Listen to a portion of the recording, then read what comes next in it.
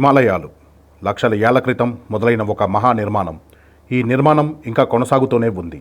ఆ నిర్మాణం జరుగుతోంది కాబట్టే ఏడాదికో సెంటీమీటర్ పెరుగుతూ పోతోంది. దీంతో పాటే ఉష్ణోగ్రతలు కూడా పెరుగుతున్నాయి. హిమాలయాలు పెరుగుతుంటే ప్రమాదం లేదు, కానీ అక్కడున్న మంచు కరిగితేనే యమ డేంజర్. ఆ ప్రమాదం వెనుకున్న ముప్పును అంచనా వేయడం చాలా కష్టమే. మరో 75 ఏళ్లలో, అంటే 2100 సంవత్సరానికి నాటికి హిమాలయాలపై ఉన్న మంచు 75% కరిగిపోతుందని అంచనా వేస్తున్నారు. అదే జరిగితే భారీ జల ప్రళయమే వస్తుంది. ఆ మంచు కాస్త పూర్తిగా కరిగిపోతే అప్పుడిక జల ప్రళయాలు కాదు, నదులే ఉనికి కోల్పోతాయి. గంగా, యమున, బ్రహ్మపుత్ర, సింధు నదులు భారతదేశంలోని 40% మందికి నీటిని అందిస్తున్నాయి. ఈ నదులు నీరే తాగునీటి అవసరాలకు, పంటలు పండించడానికి, పరిశ్రమలకు ఉపయోగపడుతున్నాయి. సో హిమాలయాల్లోని మంచు మొత్తం కరిగిపోతే ఉత్తర భారతదేశమే ఉండదు. అంతకంటే ముందు మరో ప్రమాదం జరిగే అవకాశం ఉంది. మంచు కరుగుతున్న కారణంగా సముద్ర మట్టాలు కూడా పెరుగుతాయి. ఇవి దేశంలోని తీర ప్రాంతాలను సముద్రంలో కలిపేసుకునే ప్రమాదం ఉంది. హిమాలయాలు కరుగుతున్నాయంటే మిగిలిన చోట్ల కూడా అదే పరిస్థితి ఉంటుంది. సో దీవులు మునిగిపోతాయి. ఆ తరువాత తీర ప్రాంతాలన్నీ శాశ్వతంగా జలసమాధి అవుతాయి. ఇప్పటికే హిమాలయాల్లో సరస్సులు పెరుగుతున్నాయి. ఎక్కడైనా సరస్సులు పెరిగితే సంతోషిస్తారు, కానీ అదే పని హిమాలయాల్లో జరిగితే మాత్రం భయపడతారు. అవన్నీ కట్టలు తెంచుకుని విరుచుకుపడేది జనవాసాలపైనే. 2000 నుంచి 2020 మధ్య 1.7 గిగా టన్నుల మంచు కరిగిపోయిందని లెక్క వేశారు. అంటే అటు ఇటుగా 2 లక్షల కోట్ల కిలోల మంచు. హిమాలయాల్లోని మంచు కరిగిపోతే అక్కడ జీవ వైవిధ్యం దెబ్బతింటుంది. అక్కడి వాతావరణం కారణంగా ఎంతో విలువైన ఆయుర్వేద మూలికలు పెరుగుతున్నాయి. అవన్నీ మాయమైపోతాయి. చలి ప్రాంతంలో జీవించే జంతువులన్నీ అలాంటి ప్రాంతం కోసం వెతుక్కుంటూ వెళ్లే క్రమంలో అంతరించిపోతాయి కూడా.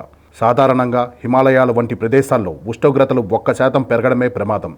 వాతావరణం అల్లకల్లోలంగా మారుతుంది.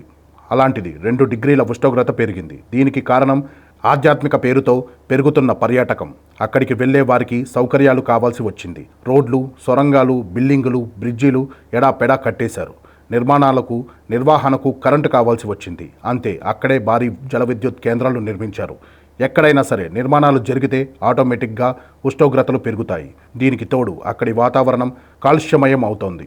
అక్కడ పడేసే చెత్త అంతా ఇంతా కాదు. అమర్నాథ్ యాత్ర జరిగితే ఆ ఏడాది కనీసం 1000 టన్నుల చెత్త తయారవుతుంది. భక్తులే ఇలా ఉంటే పర్యాటకులు ఇంకెలా ఉంటారు? అందుకే ఎవరెస్ట్కు మరో పేరు ఉంది. ప్రపంచంలోనే ఎత్తైన చెత్త డబ్బా అని పిలుస్తారు. అక్కడ ఆ లెవెల్లో చెత్త వేస్తున్నారు పర్యాటకులు. హిమాలయాల్లో మనిషి చేస్తున్న ప్రతి పని కాలుష్య కారకమే. హిమాలయాల్లోని మంచు కరగడానికి అది కారణమే. హిమాలయాలు చాలా పెలుసుగా ఉంటాయి, అంత గట్టివి కావు. పైగా మైదాన ప్రాంతాలు చాలా తక్కువ. సరిగ్గా అలాంటి చోట ఆ ప్లేస్ తట్టుకునే శక్తిని మించి నిర్మాణాలు చేస్తున్నారు. ఇలా చేయడం వల్ల కొండ చర్యలు విరిగిపడి ప్రమాదాలు జరుగుతున్నాయి. హిమాలయాల్లో చిన్నవి పెద్దవి కలిపి కనీసం 55,000 గ్లేసియర్స్ ఉన్నాయి. అంటే మంచు ఫలకాలు. ఇవి కరగడం మొదలు పెడితే ఒక్కసారిగా నీరు ముంచెత్తి ఊళ్ళు, నగరాలను తుడిచిపెట్టేస్తాయి. ఉత్తరాఖండ్ వైపు కనీసం 500కు పైగా గ్లేసియర్స్ ఉన్నాయి. ఇవి కరిగి నీరుగా మారి భారీ రిజర్వాయర్ స్థాయిలో ఏర్పడతాయి. ఆ సమయంలో చిన్న కుదుపు చాలు ఆ నీరంతా ఊళ్లను ముంచెత్తడానికి.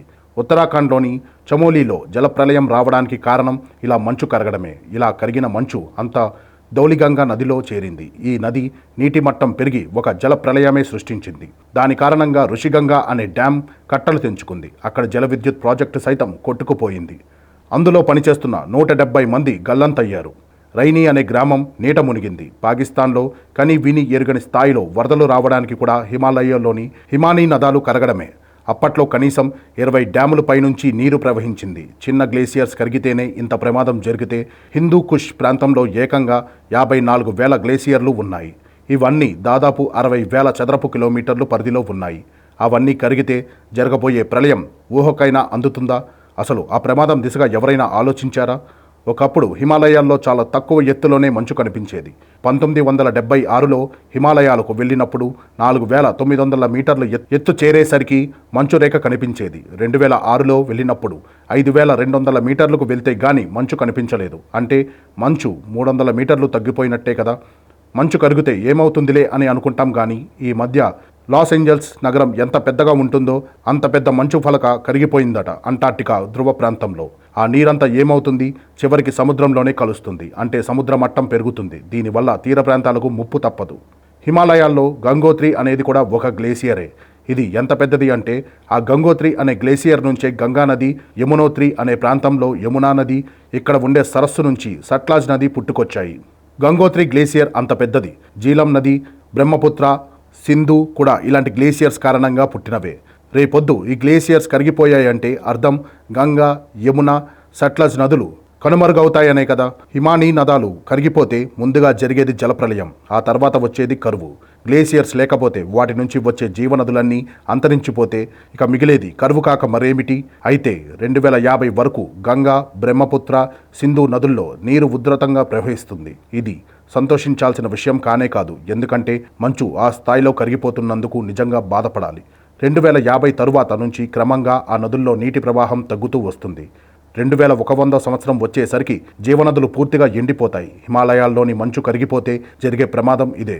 హిమాలయాల్లో పుట్టే నదులు పారే నీటి వల్లే 8 దేశాల్లోని 165 కోట్ల మంది ప్రజలు బతకగలుగుతున్నారు.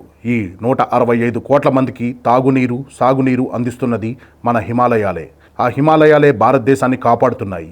ఇది అక్షర సత్యం. కేరళలో మొదలయ్యే నైరుతి ఋతుపవనాలు హిమాలయాలను తాకి అవే ఈశాన్య ఋతుపవనాలుగా మారుతాయి. ఇలా దేశమంతటా ఋతుపవనాలు విస్తరించడానికి హిమాలయాలే కారణమవుతున్నాయి. యూరోప్ నుంచి విపరీతమైన చలిగాలులు మన దేశం వైపు వస్తుంటాయి, ముఖ్యంగా సైబేరియా ప్రాంతం నుంచి. కానీ ఆ అతి చల్లని గాలులను అడ్డుకుంటున్నది మన హిమాలయాలే. అవి గనక లేకపోతే ఉత్తర భారతదేశం అంతా చలితో వణికిపోయేది, మంచులో గడ్డ కట్టుకుపోయేది. అంటే హిమాలయాలు లేకపోతే భారతదేశ ఉనికే ఉండదు. అదే ఇప్పుడు శాస్త్రవేత్తలను కలవరపెడుతోంది.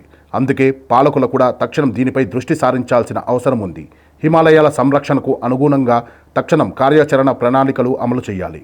ఉష్ణోగ్రతలు పెరగకుండా అడ్డుకోవాల్సిన అవసరం ఉంది. లేకపోతే మరో 75 సంవత్సరాల తరువాత భారతదేశానికి 1 కోటల రక్షణ ఇస్తున్న హిమాలయాలు కనుమరుగవుతాయి. 2004 నుంచి 2020 మధ్య హిమాలయాల్లో 840 చదరపు కిలోమీటర్ల విస్తరణంలో ఒక పెద్ద మైదాన ప్రాంతం ఏర్పడింది. 2004 ముందు వరకు ఆ మైదాన ప్రాంతమంతా దట్టమైన మంచుతో కప్పబడి ఉండేది.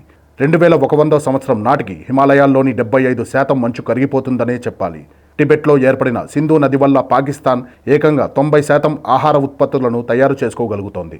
రేపొద్దున సింధు నది అన్నదే లేకపోతే పాకిస్తాన్ కూడా లేనట్టే.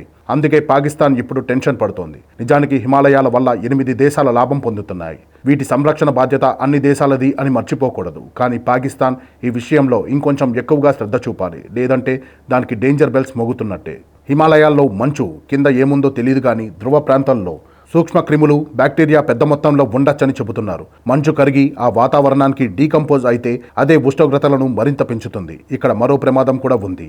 100 ఏళ్లుగా మంచు కింద కప్పబడి ఉన్న వైరస్లు మళ్లీ ప్రాణం పోసుకుంటాయట.